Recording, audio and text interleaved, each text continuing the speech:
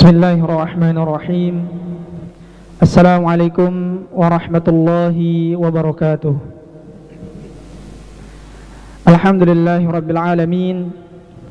Alhamdulillahi wa sallallahu ala nabihi wa mustafahu Muhammadin wa alihi wa sahbihi wa muqril qur'ani ma muhibbihi. Rabbi shrah li sadri wa yassir li amri wahlul 'uqdatam min lisani yafqahu qawli, amma ba'du. Hadirin jamaah salat subuh Masjid Raya Hubbul Watan Islamic Center Nusa Tenggara Barat dan pendengar Pro 1 RRI Mataram di mana saja berada rahimakumullah. Kajian kita pada pagi hari ini insyaallah akan disampaikan oleh Al-Mukarram Bapak Profesor Dr. Abdul Fattah MPhilI yang insyaallah akan melanjutkan pembahasan tentang ulumul Quran. Insyaallah kajian kita pada pagi hari ini akan berlangsung hingga tibanya waktu syuruk. Untuk itu marilah kita buka dengan bersama-sama melafazkan al-basmalah. Bismillahirrahmanirrahim. Kepada Bapak Profesor Dr. Abdul Fattah MPhilI kami persilahkan. Bismillahirrahmanirrahim. Bismillahi wa bihamdih. Assalamualaikum warahmatullahi wabarakatuh. Waalaikumsalam warahmatullahi wabarakatuh. Alhamdulillahi rabbil alamin wal aqibatu lil muttaqin wala udwana illa 'alaz zalimin. Wassalatu wassalamu ala asyrafil anbiya'i wal mursalin nabina wa rasulina wa maulana Muhammadin wa ala alihi wa ashabil kirami ajmain. Qala Allahu ta'ala fi kitabihil karim, a'udzu billahi minasy syaithanir rajim. Idza jaa nasrullahi wal fath wa ra'aitan nasa yadkhuluna fi dinillahi afwaja fasabbih bihamdi rabbika wastaghfir innahu kana tawwaba. Wa qala Rasulullah sallallahu alaihi wasallam fi haditsih, khairukum man ta'allamal Qur'an wa 'allamah. Wa qala alaihi salatu wassalam aidan, matlul ghani zulmun, rawahul Bukhari wa Muslim, amma ba'du. Hadratal mukarramin, para hadirin hadirat jamaah salat subuh di Masjid Raya Islamic Center Hubbul Watan Nusa Tenggara Barat dan segenap pendengar penyimak Pro RRI Mataram yang dirahmati Allah. Alhamdulillah wa syukrulillah, dalam suasana subuh yang sejuk ini, Senin tanggal 22 Mei 2023 Miladiyah bertepatan dengan 2 Zulqa'dah 1444 Hijriah, kita masih diberi kesehatan dan keafiatan oleh Allah Subhanahu wa taala, dan yang sangat kita syukuri bahwa awal dari hari ini kita awali dengan kebaikan. Dengan izin dan ridhonya kita baru saja melaksanakan sholat subuh secara berjamaah. Mudah-mudahan bukan bermaksud kita mau sum'ah moria, amal ibadah yang telah kita lakukan mudah-mudahan diterima oleh Allah Subhanahu wa taala. Amin ya rabbal alamin. Shalawat dan salam semoga tetap tercurahkan kepada junjungan alam Nabi besar Muhammad sallallahu alaihi wasallam. Allahumma shalli ala Muhammad, Allahumma shalli wa sallim wa barik alaihi. Tanpa berhenti dan tanpa berputus asa kita terus berdoa para jamaah, berharap memohon kepada Allah Subhanahu wa taala. Mudah-mudahan kita yang dalam kondisi kekurangan, dalam kondisi beribadah yang boleh jadi tidak maksimal, banyak yang ingin kita lakukan namun keterbatasan-keterbatasan yang ada, tugas, kesehatan, atau ada rintangan halangan lain sehingga tidak terjadi misalkan, namun kita tetap berdoa kepada Allah mudah-mudahan di hari akhirat kita termasuk menjadi umat Nabi Muhammad sallallahu alaihi wasallam yang beruntung, yakni mereka yang mendapatkan syafaat apakah dari bulan suci Ramadan, apakah dari kitab suci Al-Quran, dan terlebih dari Nabi besar Muhammad sallallahu alaihi wasallam. Mudah-mudahan Allah ijabahkan doa kita semua, amin ya rahman ya rahim. Al-Mukarramun, Bapak Ibu hadirin hadirat, mustamin mustamiat dimanapun berada yang dirahmati Allah, pada kesempatan Senin subuh niki izinkan kita lanjutkan kajian ulumul Quran. Kalau pertemuan-pertemuan sebelumnya ini menyangkut dengan atau berkaitan dengan ayat-ayat yang awal mula diturunkan. Dalam kitab Mabahis fi Ulumil Quran di halaman 65, masih judul besarnya adalah Ma'rifatu awwalima nazala wa akhiru ma nazala. Jadi judul ini Bapak Ibu telah kita bahas setengah pertama dari judul ini. Jadi mengetahui, memahami ayat-ayat yang pertama kali diturunkan. Nah, yang kita bahas sekarang ini penggal kedua dari judul ini. Ya, penggal keduanya wa akhiru ma nazala wa akhiru ma nuzila. yakni mengetahui ayat-ayat yang terakhir diturunkan. Ya, jadi judulnya saja butuh 4 pertemuan dibahas ini ya. Ya, jadi memang namanya ilmu Allah ini sangat luas. Ini baru kita berbicara kalau dalam konteks keilmuan semakin niki, ini masuk dalam kategori religious sciences. Jadi para tuan guru, para masyayikh yang tiap subuh menyampaikan ilmu ke kita semua dalam pengelompokan, dalam folder ilmu istilahnya hari niki, dalam filsafat ilmu niki masih religious sciences, masih dalam kategori ilmu keagamaan. Ini saja bagiannya banyak, diantaranya ulumul Quran. Ulumul Quran juga banyak subnya. Iya. Dari sub-sub itu banyak judulnya. Judulnya pun dibahas berbagai pertemuan. Subhanallah.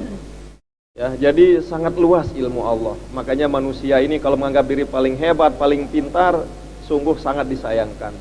Sangat kita ragu, belum tentu dia kuasai semua ilmu. Ya, karena Imam Ghazali yang kuasai banyak ilmu saja sampai digelari Al-Bahrul Muhriq.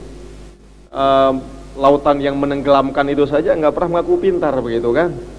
Ya, baik Al-Mukarramun. Jadi mengapa ini kami sampaikan juga ya, di samping agar kelanjutannya menjadi kajian yang tidak terputus.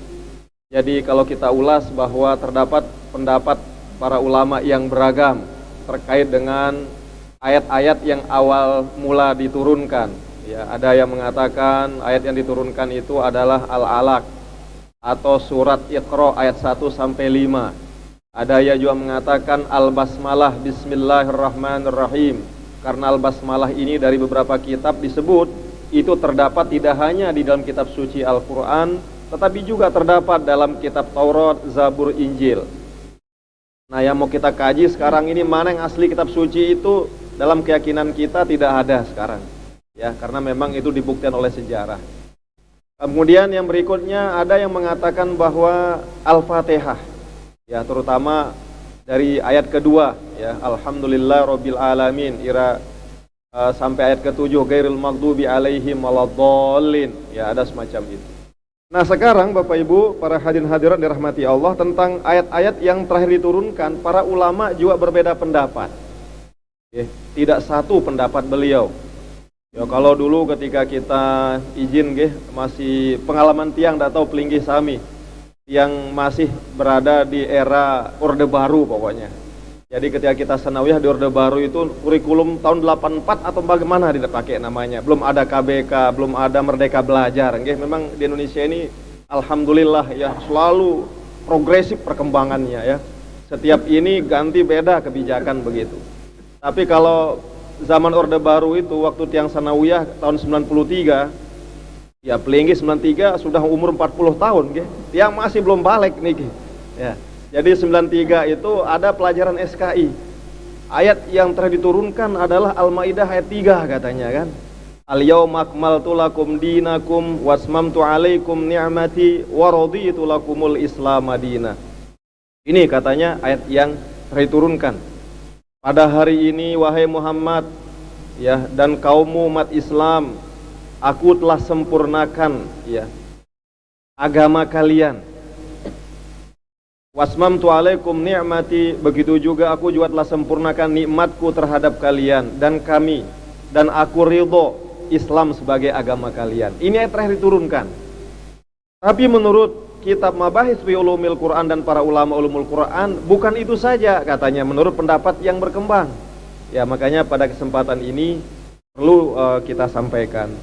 Sebelum kami sampaikan mana saja ya sesuai dengan waktu yang tersedia, mungkin tidak cukup hari ini Al-Mukarramun.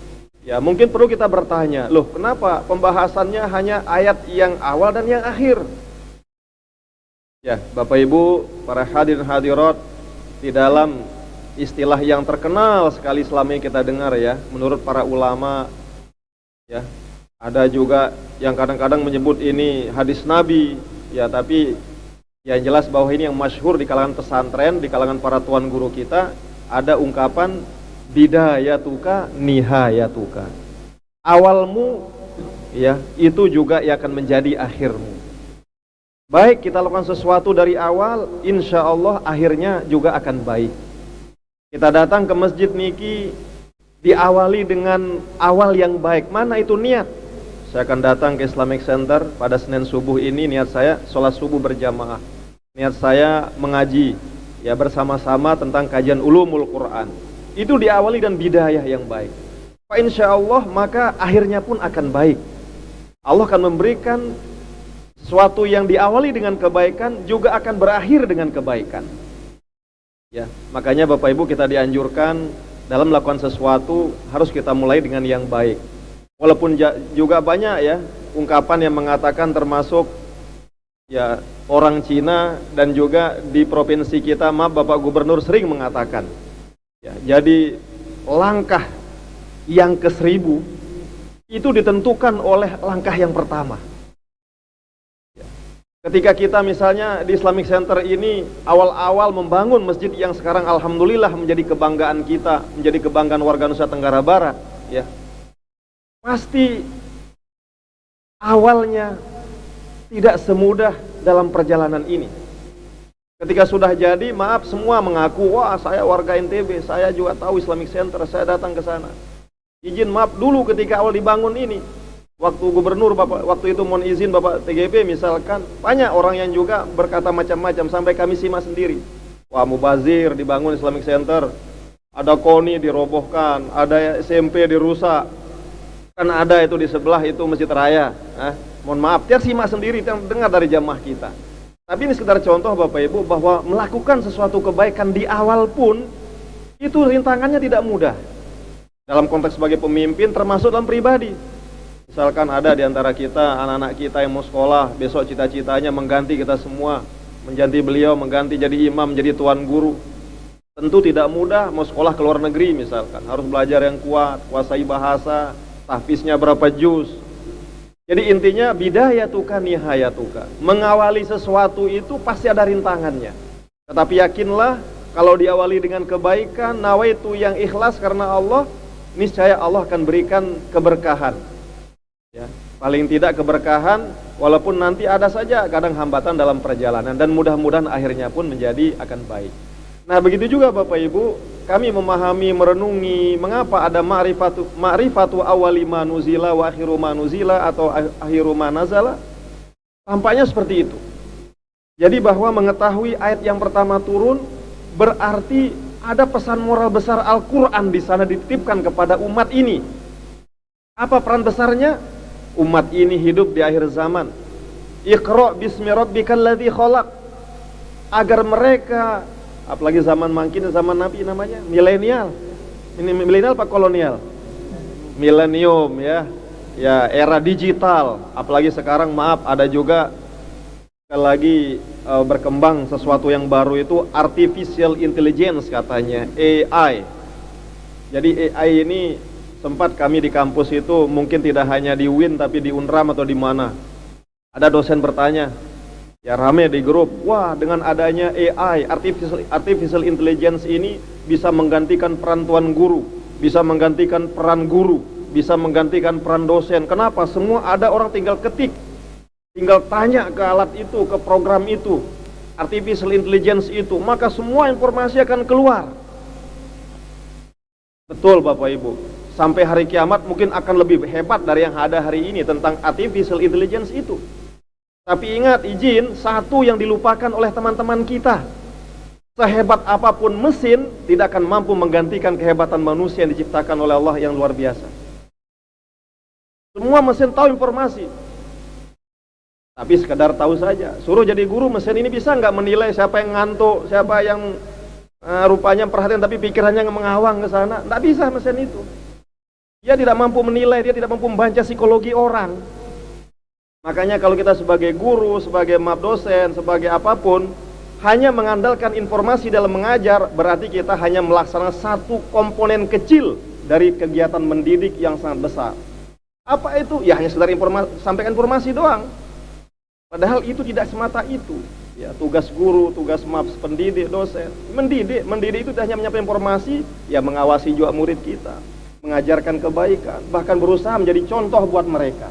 Dan ini yang insya Allah tidak akan tergantikan sampai hari kiamat oleh mesin apapun yang diciptakan oleh manusia itu sendiri.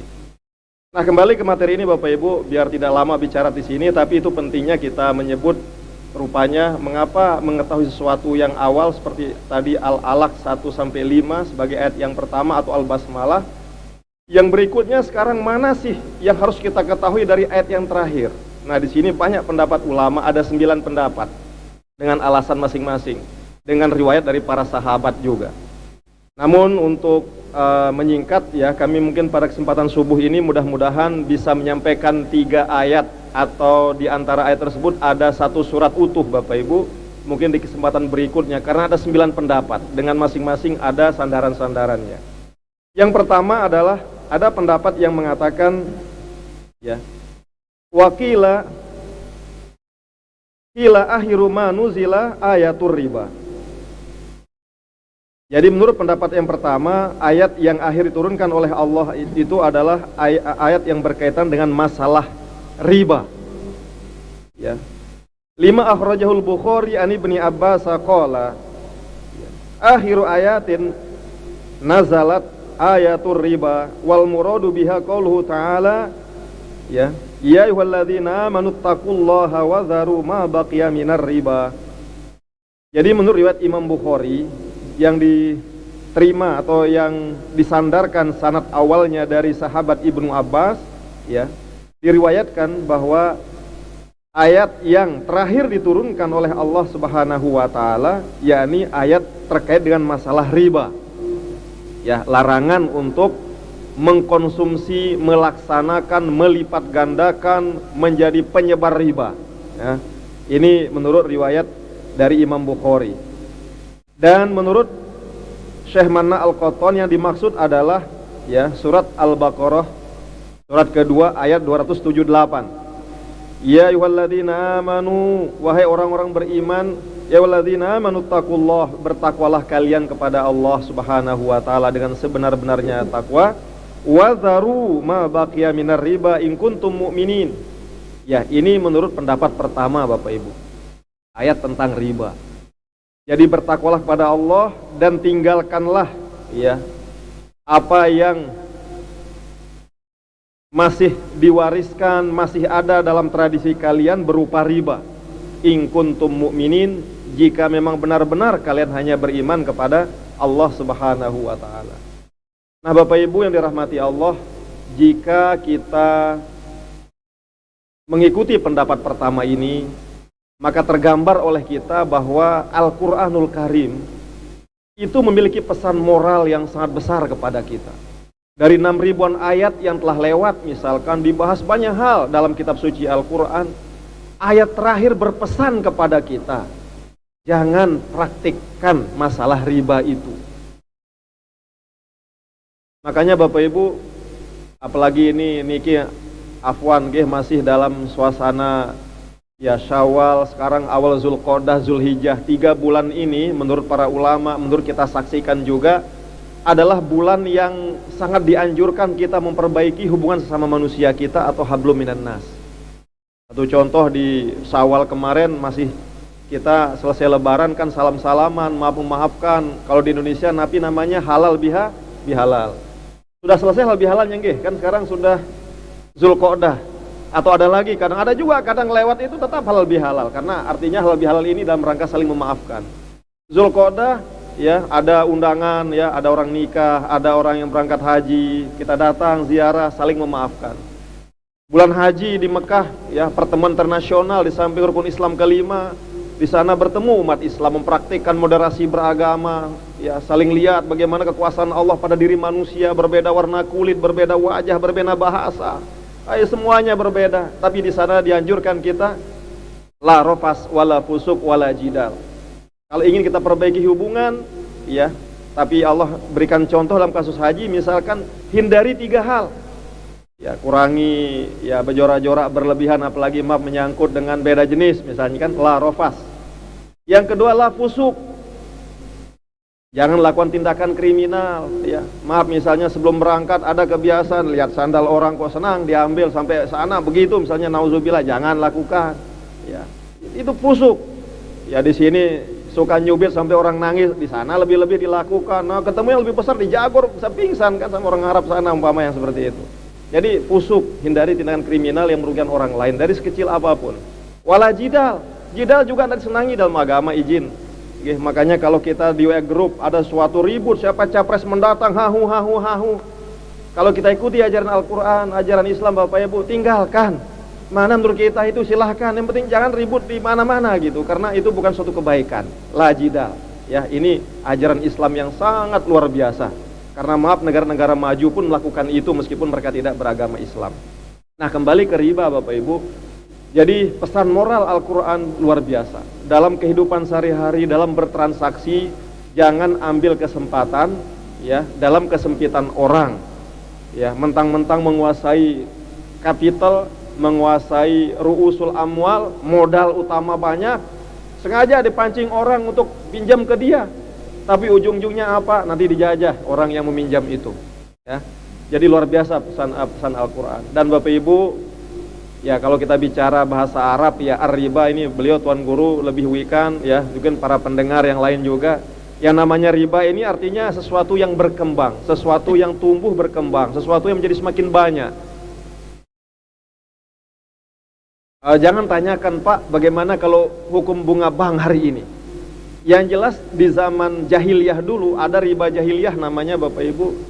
Jadi orang yang kaya, apalagi dulu kan beda kayak sekarang, ya, tidak pakai listrik, tidak menggunakan mata uang antar negara, terus dikasih harga nih kalau $1 hari ini, mohon maaf ya, $1 itu masih 14.500-an kayaknya nggih. Ya. Makanya salah satu tokoh muslim, ya, yang mendirikan negara Pakistan itu Sir Muhammad Iqbal, karena dianggap hebat oleh orang Inggris dikasih gelar Sir. Jadi Bapak Ibu, gelar Sir ini jarang orang Islam punya gelar Sir. Sir itu dianggap orang hebat oleh orang Inggris sendiri ngasih padahal. Beliau katakan tidak setuju dengan barter dengan dolar itu sebenarnya Sir Iqbal itu. Kenapa? Itu ribanya berlipat-lipat. Itu penjajahan global kata beliau, ini bukan kata tiang, hanya menyampaikan ulang. Coba rupiah, Pelungguh punya, misalnya punya sawah niki, ya, sudah lelah manen tiap malam segala macam, ya, dapat kepeng 50 juta. 50 juta kalau kita masukin ke tas sebesar ini atau lebih Bapak Ibu? Lebih. Pelungguh datang ke Amerika hari niki, coba. Jadi 50 juta dibagi dengan 14.500. Tadinya yang sebesar segepok ini akhirnya pegang uang sekecil gini jadinya. Coba, sedikit jadinya. Yang tadi tidak muat di dompet 50 juta itu, tapi datang ke Amerika sudah masuk tipis di dompet. Ngangak kita, ya Allah. Ya wah, jari bangsa kita Indonesia. Kadang gitu kita, karena yang mendapatkan pengalaman seperti itu. Sebaliknya kalau mereka datang ke sini 10 lembar saja di dompet bisa sebulan di Indonesia, di Lombok, di NTB. Kenapa? Karena dia menguasai mata uang kita. Nah, ini tidak terjadi secara khusus di zaman Rasul, tapi umumnya, ya, dulu orang jahiliyah yang kaya punya uang, ya, namanya manusia ini kan gak ada dilahirkan dalam keadaan kaya sempurna Bapak Ibu nggih, ya, izin tidak ada kita. Ada sih beberapa, tapi ya mungkin anaknya presiden atau siapa begitu. Nah, zaman jahiliyah dulu yang gak punya ini minjam ke orang. Dan bahkan dipancing-pancing agar minjam, tapi mengembalikannya bisa 2 kali lipat, 3 kali lipat. Bahkan nanti, ya, orang yang tidak mampu mengembalikan itu, dirinya dijadikan budak, jiwanya dipakai membayar kepada si tuan pemodal itu. Ini di zaman jahiliyah semacam itu. Nah, intinya ada kelebihan. Ya, banyak misalnya ulama fikih menyebut ada riba qarad. Ya, riba qarad mungkin mirip kayak sistem sekarang ini. Jadi umpama pelungguh minjam 50 juta. Ya, nanti pengembaliannya itu 15%. Ya, itu katanya riba qarad. Ya, tapi jangan tanyakan, Pak, itu kan mirip kayak koperasi, itu kan mirip kayak bank. Ya juga gitu ya. Ya, tapi yang jelas di Indonesia dilegalkan, ada undang-undangnya. Beli para tuan guru paham ekonomi Islam mungkin lebih paham. Yang jelas ada ulama membolehkan, ada tidak membolehkan, ada juga menganggap itu syubhat. Ya, sesuai dengan sila menurut Pelinggih. Tapi intinya Al-Quran berpesan bahwa riba itu sebuah kejahatan. Riba itu sebuah tindakan tidak manusiawi. Apalagi sampai membuat orang jatuh miskin, membuat orang menjual dirinya menjadi kita kuasai sepenuhnya. Ya, jadi Al-Quran melarang tentang praktik riba tersebut. Bahkan katanya di hari kiamat itu termasuk di antara dosa yang tidak diampuni Allah Subhanahu wa taala jika orangnya tidak bertaubat. Nah, al-mukarramun yang dirahmati Allah, di dalam rentetan ayat Al-Baqarah 278 sampai 281, ya, Allah menganjurkan agar riba yang dianggap sesuatu yang berat untuk kemanusiaan, merugikan orang lain, bahkan membuat orang miskin semakin miskin, yang kaya semakin kaya tersebut, Al-Quran menganjurkan memberikan solusi, ya, agar praktik riba ini bisa berkurang di muka bumi ini, ya, terutama buat orang beriman. Ada 4 jalannya. 1, berimanlah kalian kepada Allah dengan sebenar-benarnya iman. Kenapa Bapak Ibu? Karena orang, terutama orang punya kelebihan modal, ya kan, orang yang mampu melakukan peminjaman kepada orang lain kan orang yang kaya, banyak modalnya. Kalau dia ada iman di hatinya, tentu dia berusaha, berniat, bernawaitu untuk mengisap, ya, orang lain, untuk semakin memiskinkan orang lain karena takut kepada Allah. Jadi ini ajaran Al-Quran. 1, iman kepada Allah, dan itu iman itu sifatnya boleh jadi sesuatu yang tidak terlihat, tapi ada di dalam fuad, di dalam inti hati manusia. Dan yang kedua adalah beramal saleh. Beramal saleh, mengerjakan kebaikan, kebajikan, menuntut ilmu agama supaya wawasan keagamaan semakin tumbuh. Dan yang ketiga adalah seperti yang kita lakukan niki Bapak Ibu, terus menerus mengerjakan sholat.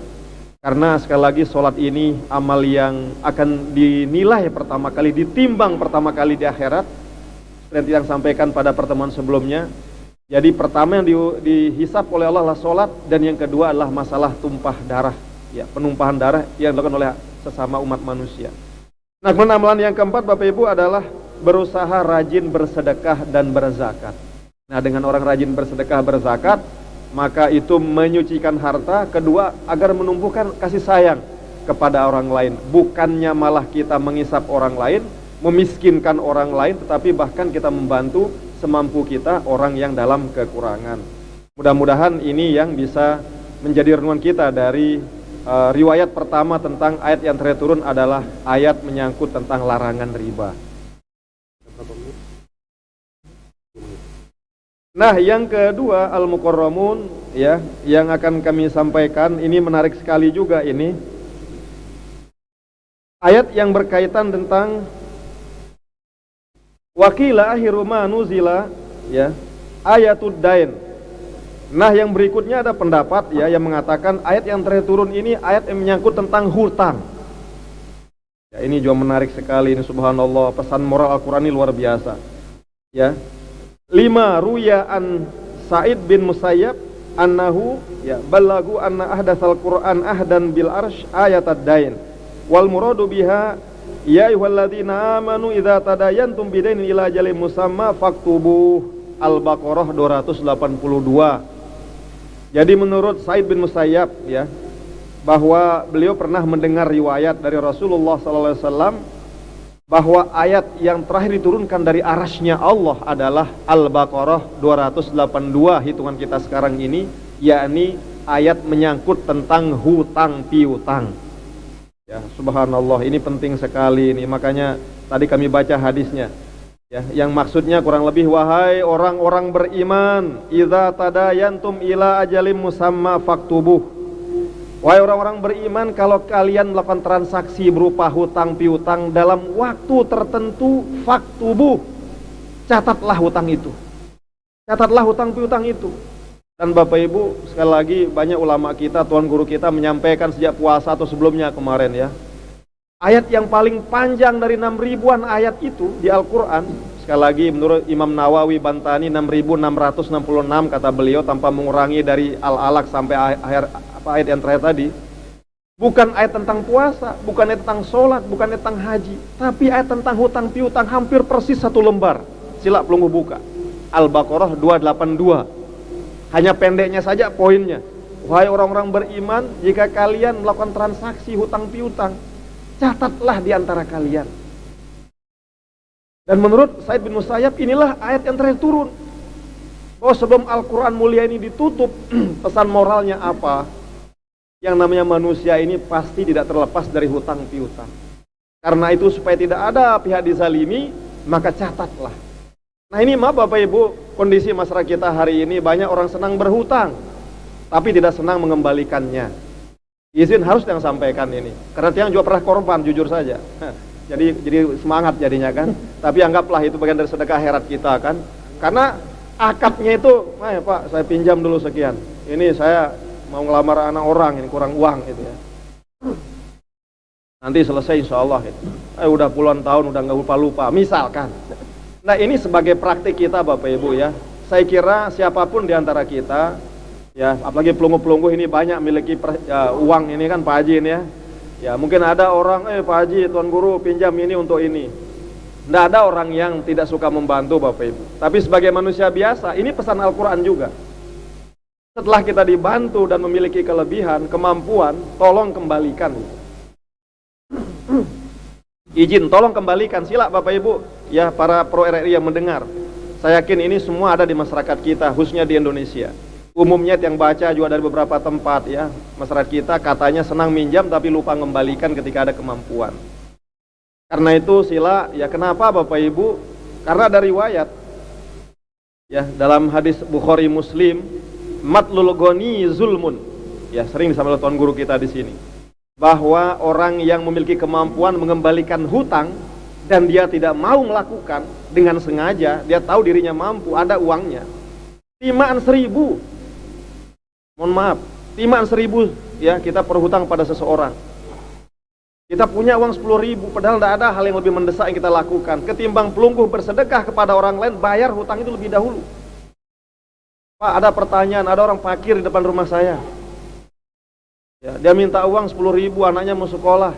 Tapi saya punya hutang juga 10.000 ke orang lain. Dalam konteks ini dahulukan bayar hutang Bapak Ibu. Karena tidak bayar hutang dan sengaja ini, Bukhari Muslim mengatakan, ya dari Rasulullah, ya riwayat Rasulullah, itu kezaliman.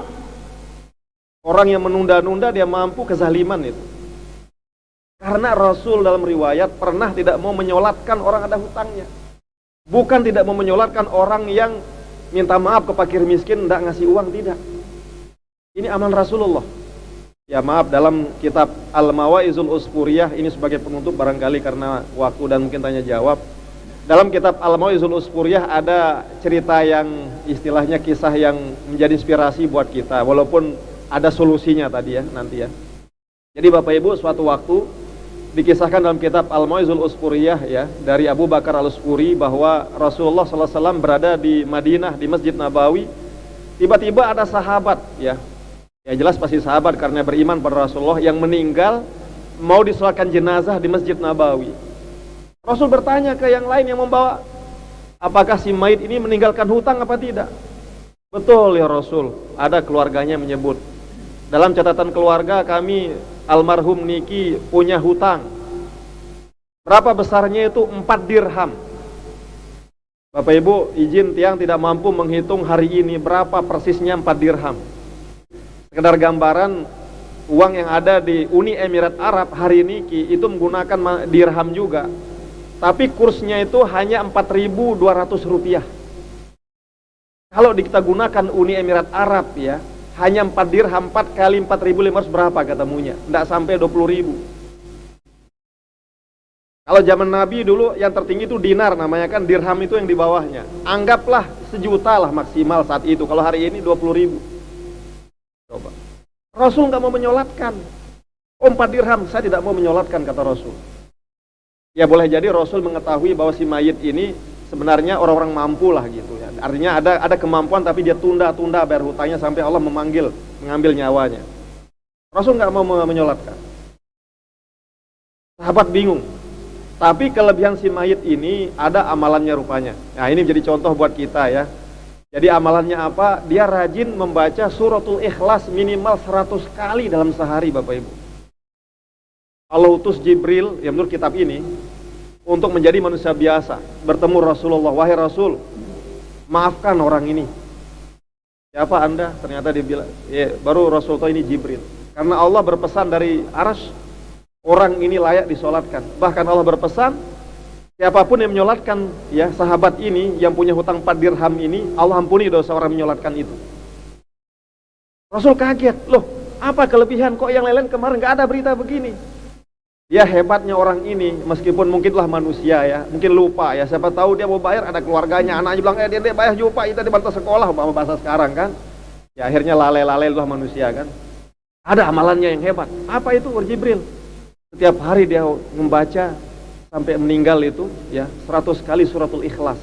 Saking hebatnya fadilah dari suratul Ikhlas. Hanya Rasul menyolatkan. Jadi Bapak Ibu yang dirahmati Allah, makna dari kisah tersebut ya, bahwa memang harus kita bayar hutang semampu kita. Tapi kalau rupanya ya kita ya karena hal satu tertentu ya, maka kita serahkan kepada pengadilan Allah dalam pengertian positif. Ya jangan kemudian senang berhutang tapi nanti kan ada pengadilan Allah, nanti siapa tahu Allah akan ganti melalui Jibril, kita tidak lihat katanya. Jangan begitu. Dalam arti apa yang berikutnya, mari rajin tiap hari kita perbaiki amal kita. Boleh jadi mungkin kita punya hutang kita tidak tahu atau lupa, ya maka kita tingkatkan amal soleh kita seperti yang kita sampaikan masalah ayat riba tadi.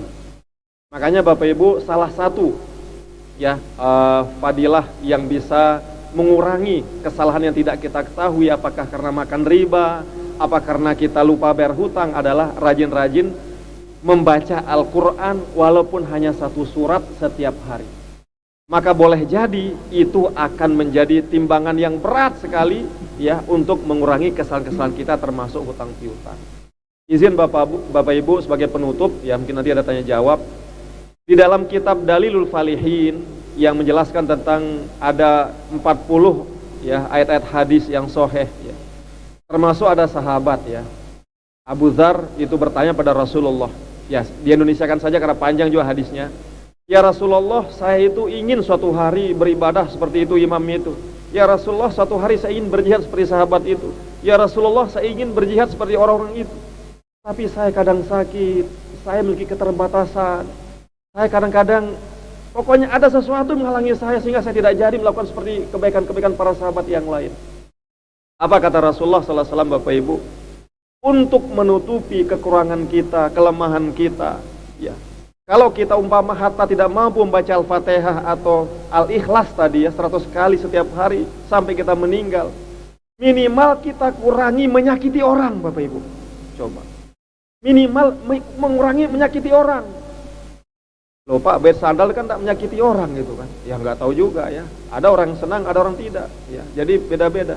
Loh Pak, saya misalnya ada teman saya dapat nikmat, saya paling hanya bermuram durja saja, saya juga manusiawi. Ya terserah, tapi semakin besar ujian kita, semakin besar usaha kita untuk ya berbuat baik pada orang, tidak menyakiti orang Bapak Ibu, baik ucapan dengan muka dan perbuatan, maka itu akan menutupi kesalahan-kesalahan kita berupa mungkin kita makan riba tanpa sengaja atau termasuk punya hutang tanpa ya kita lunasi dengan sengaja. Jangan sampai yang parah sudah itu kita makan, kita tidak bayar hutang, tetap menyakiti orang, maka boleh jadi ini berat nanti di akhirat.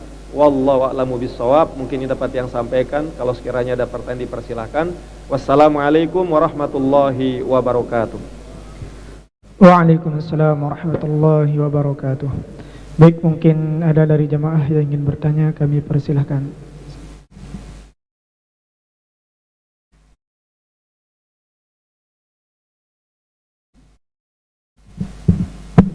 Bismillahirrahmanirrahim. Assalamualaikum warahmatullahi wabarakatuh. Terima kasih Ampura Pak Prof. Mumpung tadi disinggung masalah Islamic Center dengan Masjid Raya At-Taqwa Mataram. Masjid Raya At-Taqwa Mataram itu sejak Orde Lama dulu.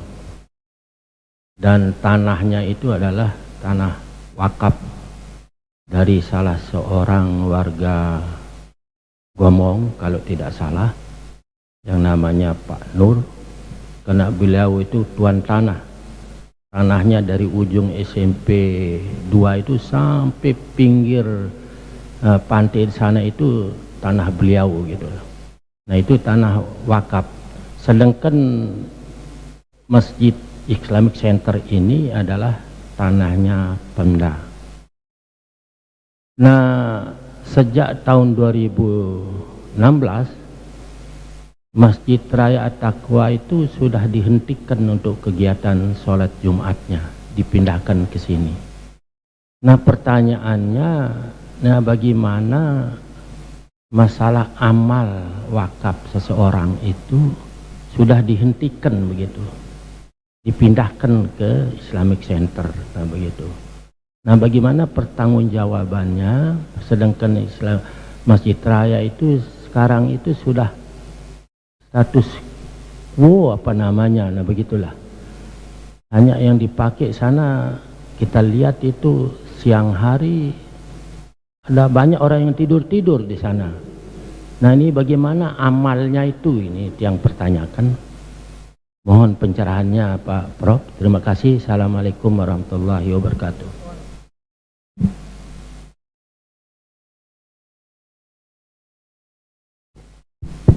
Ya, Al-Mukarramun, Bapak Ibu Mustamin Mustamiat yang dirahmati Allah, ini pertanyaan yang menarik ya.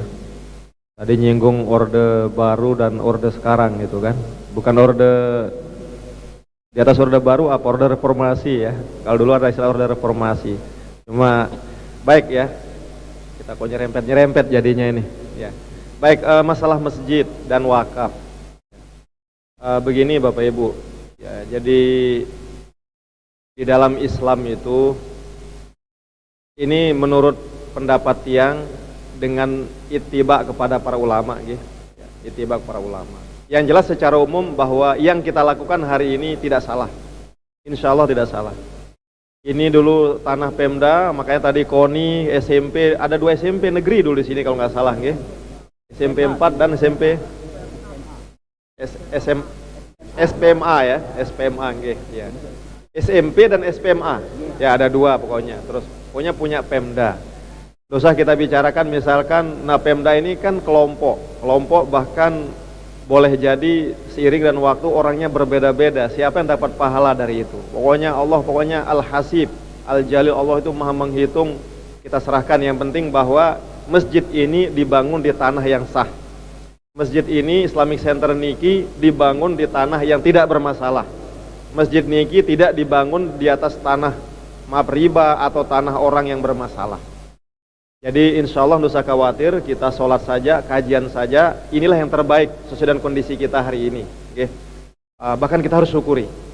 Dan yang kedua, tentang masjid di sebelah kita, Masjid Raya At-Taqwa Mataram, itu juga penuh kenangan, terutama masa-masa Pelungguh Bajang kayaknya nggih, di era Orde Lama dan Orde Baru kan.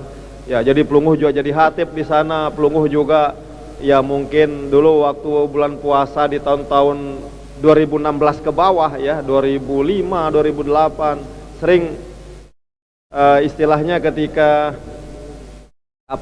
bulan puasa sering iktikaf ya, sering qiyamul lail di sana. Alhamdulillah, mudahan Allah catat itu menjadi amal yang makbul. Nah, bagaimana kondisinya sekarang? Ini kan wakaf, Pak. Wakaf dari Pak Haji siapa? Haji Muhammad Nur, yang tanahnya banyak, yang tanahnya sangat banyak. Beliau mungkin keluarga, ya luar biasa. Kita doakan, beliau udah meninggal. Semoga beliau husnul khotimah, ya. Ya, lahul Fatihah. Bismillahirrahmanirrahim. Alhamdulillah.